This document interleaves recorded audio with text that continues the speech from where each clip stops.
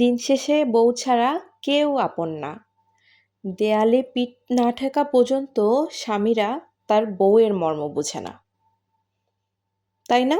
ঠিক বলেছি না? তবে সব স্বামীরা কিন্তু একই রকম না।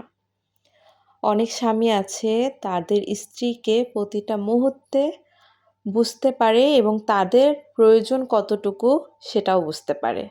আলহামদুলিল্লাহ, আমি এমন একজন স্বামী পেয়েছি যে আমাকে সবসময় বোঝে। আসসালামু আলাইকুম, কেমন আছেন সবাই? আশা করি সবাই অনেক অনেক ভালো আছেন। আলহামদুলিল্লাহ, আমিও অনেক ভালো আছি।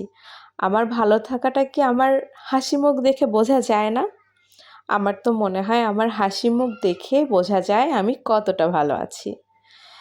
আমার আসলে খুব মন চেয়েছিল যে একসাথে ইফতার করব, মুড়ি, ছোলা, পেঁয়াজু সব কিছু একসাথে মেখে খাবো।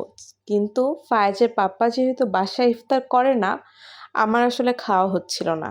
তারপর আমি তাকে জাস্ট একবার বলে বসলাম যে এরকম করে মুড়ি দিয়ে মেখে তো খাইনি, একদিন খাইতে মন চাচ্ছে।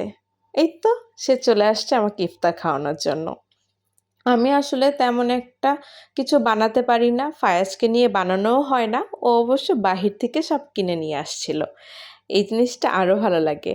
ও সব কিছু কিনে আনছে, ও মুড়ি মাখিয়েছে, তারপর একসাথে খেয়েছি, আলহামদুলিল্লাহ। এর চেয়ে খুশির আর কি হয়? জীবনে এই ছোট্ট ছোট্ট জিনিসগুলোই তো অনেক খুশি, অনেক আনন্দ দেয়। এখানে আমি সজনা কাটছিলাম, রান্না করেছিলাম সজনা দিয়ে ডাল আর হচ্ছে কলমি শাক ভাজি। তো সজনা কাটার সময় অনেকগুলো ক্লিপ নিয়ে রেখেছি। বছরের প্রথম সজনা খাচ্ছিলাম। সজনাটা সাধারণত আমি ডাল দিয়ে রান্না করি, এছাড়া অন্যভাবে রান্না করা হয়নি।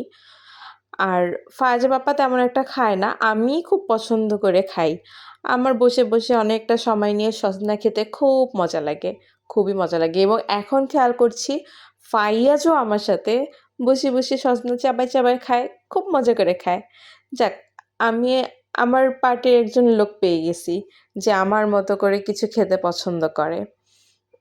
এই দেখেন না, আমি বসে বসে একদম সুন্দর করে স্ন্যাপ অন করে দিয়ে সজনা চাবিয়ে চাবিয়ে খাচ্ছি। আহা, কি যে মজা! যাই হোক, সবাই কেমন আছেন, সবার দিনকাল কেমন যাচ্ছে অবশ্যই কমেন্ট করে জানাবেন।